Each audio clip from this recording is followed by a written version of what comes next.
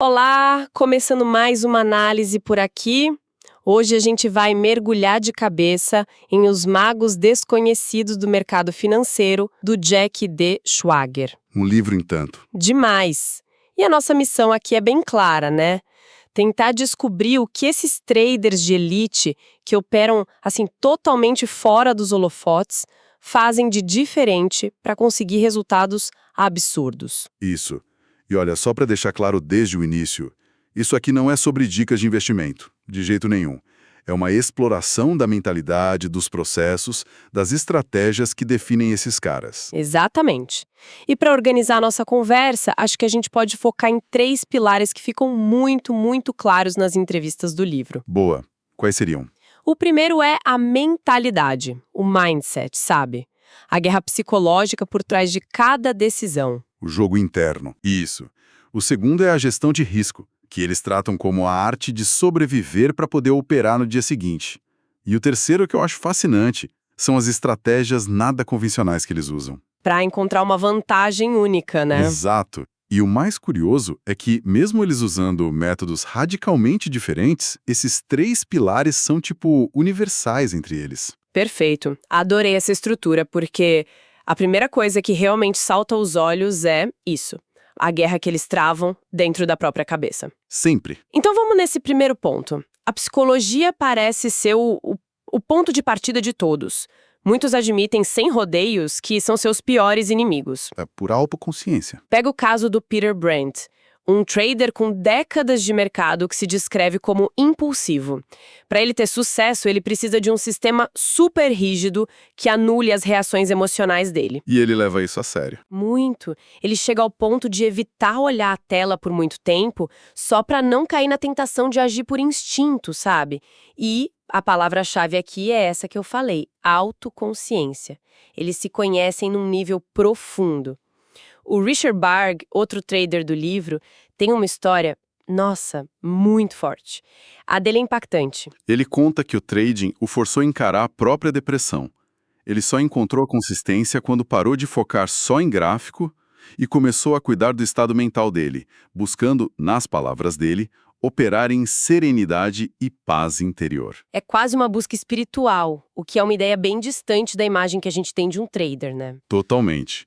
E o Amrit Sal reforça isso de uma maneira muito prática. Ele diz que o estado de espírito é o fator mais crucial, o mais decisivo de todos. E ele tem uma técnica para isso, né? Tem. E é uma técnica que parece simples, mas é genial. Depois de uma sequência de perdas, em vez de se punir, ele se dá um presente.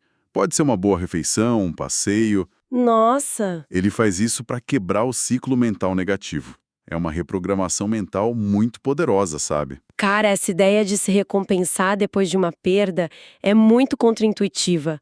Vai contra tudo que a gente imagina sobre disciplina. Pois é. E falando em personalidades únicas, Jason Shapiro, ele se define como um do contra patológico.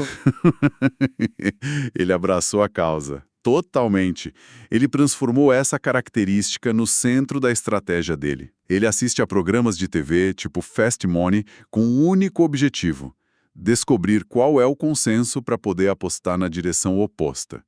E esse é um ponto crucial. A lição não é só seja do contra. Não, claro que não. É sobre encontrar uma metodologia que se alinhe perfeitamente com a sua personalidade. A estratégia do Shapiro só funciona para ele. Outra pessoa tentando copiar estaria fadada ao desastre.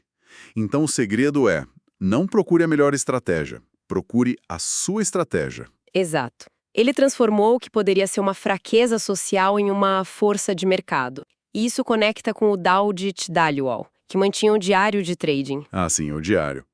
Mas ele não anotava só preço, ele registrava os sentimentos dele, frustração, euforia, o medo de ficar de fora, o FOMO. E ele percebeu que esses sentimentos eram sinais, sintomas de que algo na estratégia não estava alinhado com ele, usando dados sobre si mesmo para fazer ajustes. Genial. E essa ideia de construir um sistema para se proteger das emoções é a ponte perfeita para o nosso segundo pilar, né? Sem dúvida. A gestão de risco, a defesa.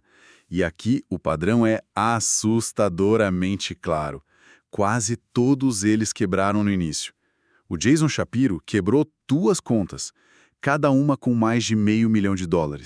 E quando você vai ver a causa, Sempre a mesma. sempre, a completa ausência de gestão de risco. Eles deixaram uma perda pequena virar um desastre. Hoje, a regra número 1 do Shapiro é que toda posição precisa ter um stop, um ponto de saída pré-definido, inegociável. É a rede de segurança dele. E isso vai além de uma única operação, né? Sobre proteger o capital como um todo. Com certeza. Veja o caso do Dalil Aldinovo. Ele tem uma regra sistemática para a carteira inteira. Se o capital dele cai 5%, ele corta o tamanho das posições pela metade. Automaticamente. Isso. Se a queda chega a 8%, ele corta pela metade de novo. É um mecanismo de defesa automático contra si mesmo, porque ele sabe que numa fase ruim, o julgamento dele pode estar comprometido. A história do Peter Brandt sobre isso também é muito forte. Ele conta que o desempenho dele piorou muito quando ele começou a operar posições maiores. A palavra que ele usa é surtei. Porque o foco muda, né? Exato. Ele parou de olhar os padrões do mercado e começou a pensar em dólares. A frase dele é marcante. Eu comecei a negociar meus ativos e não o mercado. Uau! É uma distinção sutil, mas que muda tudo. E isso levanta a questão mais importante sobre gestão de risco. Onde você coloca o stop? Certo. E a visão do Dalio Wall sobre isso é uma das joias do livro. Ele diz que a maioria erra ao colocar o stop com base em quanto dinheiro está disposta a perder. Que é o que todo mundo faz. Pois é, ele argumenta que o stop deve ser colocado num ponto técnico que invalide a sua tese original. Se esse ponto ideal representa um risco financeiro muito grande, a conclusão não é que o stop está errado. Mas que o tamanho da sua posição aqui está grande demais. Exatamente. É uma distinção crucial que a maioria ignora. Muda completamente a forma de pensar. Ok. Então eles dominam a mente, protegem o capital, mas e o ataque?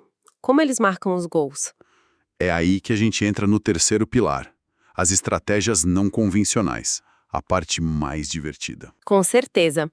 O caso do Chris Camillo e a arbitragem social dele é o exemplo perfeito. Ele ignora relatórios financeiros, balanços. Ele foca no descompasso, na arbitragem, entre o que o público geral está começando a amar e o que o Wall Street já percebeu. Ele aposta nesse atraso da informação. E isso. E o exemplo do cheeseburger da Wendy's com bacon e pretzel é perfeito. Ele não leu um relatório, ele foi para a rua, visitou mais de 10 restaurantes, conversou com os gerentes, com clientes. Informação primária. Isso. Uma informação que simplesmente não estava na planilha de nenhum analista. O vejo Jeffrey Nauman. O cara transformou alguns milhares em 50 milhões negociando penny stocks, ações de centavos. Uma área que 99% do mercado considera um cassino. Um jogo de otários, né? Exato. E o método dele é pesquisa de campo pura.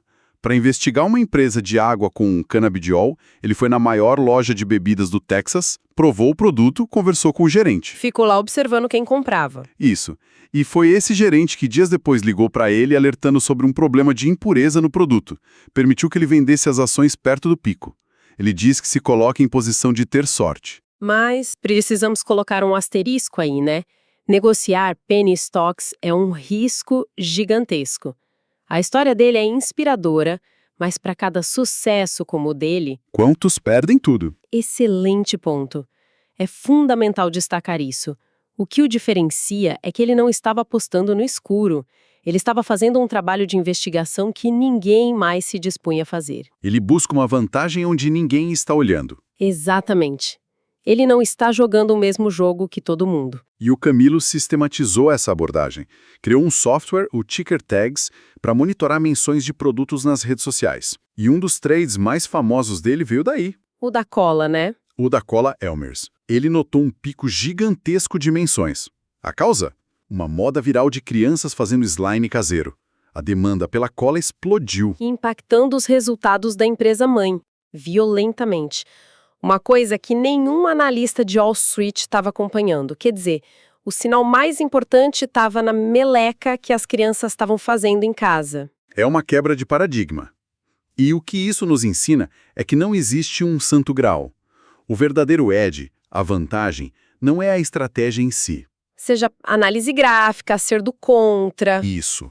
O ED é a combinação perfeita entre a personalidade do trader e o método que ele escolheu.